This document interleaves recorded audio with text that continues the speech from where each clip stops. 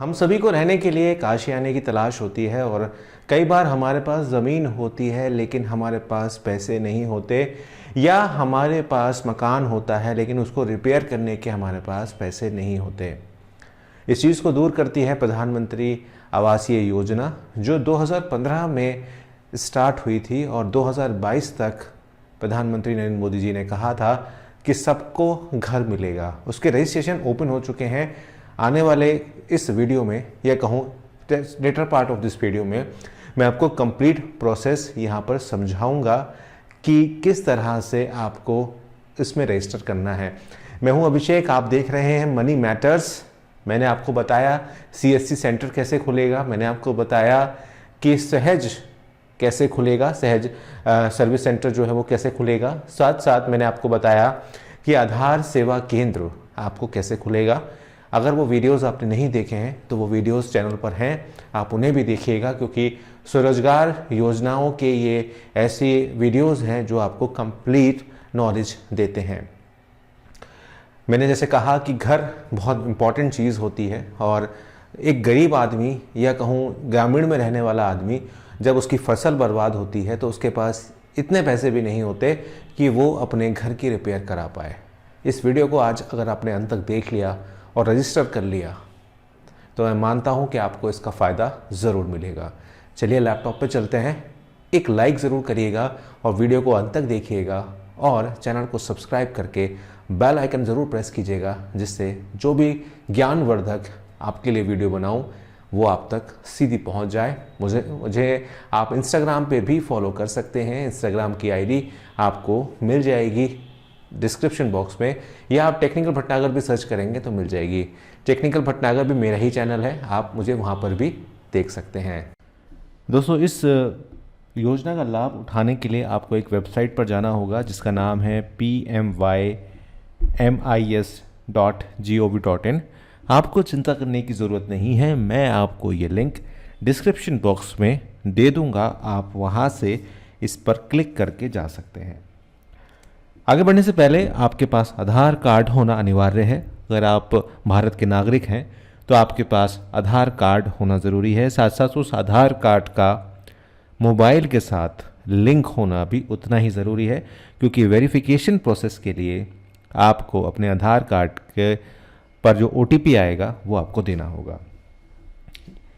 बहुत अच्छी वेबसाइट है, सारे आंकड़े मौजूद हैं। आपको सिटीजन असेसमेंट में जाना है और यहाँ पर अप्लाई ऑनलाइन पर क्लिक करना है। सेतु ISSR पे आपने क्लिक करना है। जैसे ही आप इसके ऊपर क्लिक करेंगे, यह आपसे दो चीज़ें मांगेगा, आधार कार्ड और वर्चुअल ID। आप आधार कार्ड ही सेलेक्ट करिए, क्योंकि वर्चुअल ID में आप कंफ्यूज हो जाएंगे। और फॉर एग्ज़ाम्पल मैं यहाँ पर अपना आधार कार्ड एंटर कर देता हूँ एग्ज़ाम्पल के तौर पर। अगेन आपसे कह रहा हूँ कि आपका आधार कार्ड होना ज़रूरी है और उसका मोबाइल से लिंक होना उतना ही ज़रूरी है। आपके पास एक OTP आएगा जो आपको इसके अंदर आगे भरना होगा। अब हमारे पास एक फॉर्म खुलकर आ चुका है। इस फॉर्म में आपको अपना स्टेट का नाम, जिस स्टेट में आप रहते हैं उसका नाम यहाँ पर भरना होगा। जैसे कि मैं उत्तर प्रदेश में रहता हूँ। साथ साथ आपको अपने डिस्ट्रिक्ट का नाम यहाँ पर भरना होगा। मैं मुरादाबाद में रहता हूँ। उसके साथ साथ आपको अपनी अगेन सिटी का नाम यहाँ पर देना होगा। तो मैं यहाँ पर मुरादाबाद में रहता हूँ। देखिए, डिस्ट्रिक्ट के अंदर काफ़ी सारे सिटी हो सकते हैं, जैसे कि भिलाई है, ढाकिया है, कुंदरकी है, बगपड़ा है, ठाकुरद्वारा है, उमरी कला है, ये सब मुरादाबाद के अंदर आते हैं। तो यहाँ पर हम मुरादाबाद दे देंगे। उसके बाद आपको यहाँ पर कुछ भी नहीं करना है। अगर आपको लिखना है कि are you from the planning area, development area, तो आप यहाँ पर यस करेंगे, और अगर आप नहीं हैं तो आप यहाँ पर नो करेंगे। अगर आप यस करते हैं तो आपके सामने ये एरिया खुलकर आएगा, नहीं तो नो करिए, कोई दिक्कत वाली बात यहाँ पर नहीं है। उसके बाद, क्योंकि ये जो फॉर्म है मैं आपको बता देता हूँ कि ये शहरी हिसाब से है, अर्बन के हिसाब से है। रूरल यानी कि विलेज में अगर आपको अप्लाई करना है तो आपको अपनी पंचायत के पास जाना होगा, जो ग्राम पंचायतें होती हैं उसके मुखिया के पास आपको जाना होगा और वह आपको इसमें रजिस्टर कराएंगे। काम वो भी यही करेंगे, लेकिन अभी विलेज के लिए या कहूँ गांव के लिए कोई बहुत बड़े फॉर्म्स यहाँ पर अवेलेबल नहीं है, लेकिन प्रोसेस यही है। आप चाहें तो किसी सीएससी सेंटर पे जाकर भी ये काम करवा सकते हैं, सीएससी सेंटर्स पे भी ये मिल जाएगा। इसके बाद आपको कुछ नहीं करना है, अपना जेंडर आपने देना है, आप में पुरुष हैं महिला हैं क्या है वो आप देना है। उसके बाद आपने अपने पिताजी का नाम यहाँ पर भर देना है। देखिए मैं भर देता हूँ, और परिवार के जो मुखिया हैं उसकी एज भर देता हूँ। तो यहाँ पर ये एज मैंने भर दी। आपको स्थायी पता भरना है, तो मैं यहाँ पर जो पता मेरा है मैं वो उसको भर देता हूँ। जो भी आपका घर का है, जैसे मेरा जो भी एड्रेस है, मैं यहाँ ये सब चीज़ें मैं आपसे हाइड कर दूँगा जिससे आपको ज़्यादा ना दिखाई दे। और जो मोहल्ले का नाम है आपका वो भी यहाँ पर भर देना है।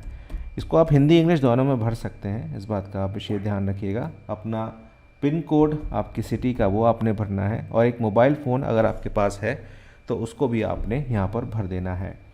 उसके बाद यहाँ पर आपने सेम एज पे क्लिक करेंगे। आप जैसे ही आप क्लिक करेंगे तो आपका दोनों तरफ वो भर के आ जाएगा। आपको अपनी आधार कार्ड की आईडी आपने भर देनी थी पहले, और उसके बाद आपने आपकी जो शादीशुदा हैं आप या अनमैरिड हैं, सिंगल हैं, विधवा हैं, विडोअर हैं, ये सारी चीज़ें आपको भरनी है। तो मेरी शादी हो चुकी है तो मैं यहाँ पर भर देता हूँ। इसके बाद आपको अपनी विशिष्ट पहचान के लिए आपको कुछ डॉक्यूमेंट्स यहाँ पर भरने होंगे। आप पासपोर्ट को भर सकते हैं, आप पैन कार्ड को भर सकते हैं, voter ID, driving licence, ration card, revenue authority certificate, BPL card और बैंक की पासबुक, ये चीज़ें आप यहाँ पर भर सकते हैं।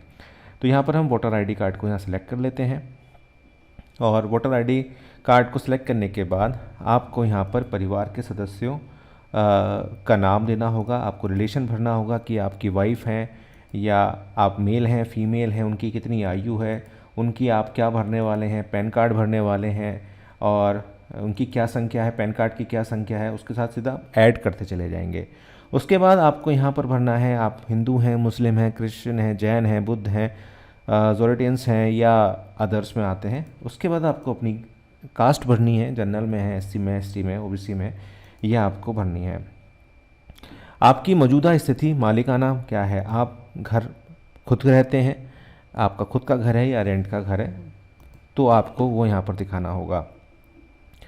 आपका मकान भारत में है, यहाँ पर लिखा है ना, क्या परिवार के पास भारत में कहीं अपना मकान है। अगर आपके पास अपना मकान है तो यहाँ पर यस करेंगे, और नहीं है तो भाई नो करेंगे, सीधी सी बात है। और अगर मकान है तो उसका पूरा ब्यौरा आपको यहाँ पर देना होगा कि किस स्टेट में है, क्या है चीज़ें नहीं हैं, वो सारा ब्यौरा आपको देना होगा।